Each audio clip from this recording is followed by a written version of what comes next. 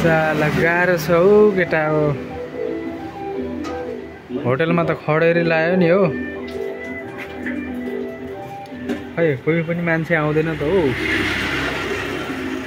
यस्तै हो जुन जुलाईको महिना चाहिँ केरलामा चाहिँ होटलको लागि चाहिँ एकदमै खडेरी नै लाग्यो जस्तो हो।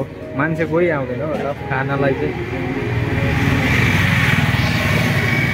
कोही पनि ल्याउन आउँदैन सामान हो। होटलमा यस्तै खाली बस्नुपर्छ।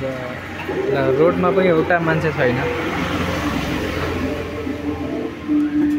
रोडमा पनि छैन।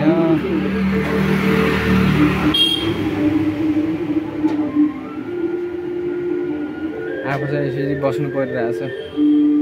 पानीको मौसम हो।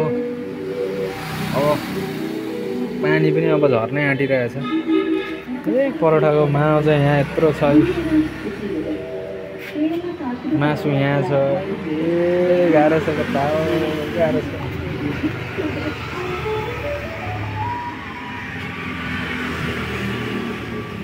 पानीको मौसम हो नि त अनि के अरे यहाँ चाहिँ अब खडेरी लागे जस्तै हो नि त। यही हो साउ माछाला गोरु।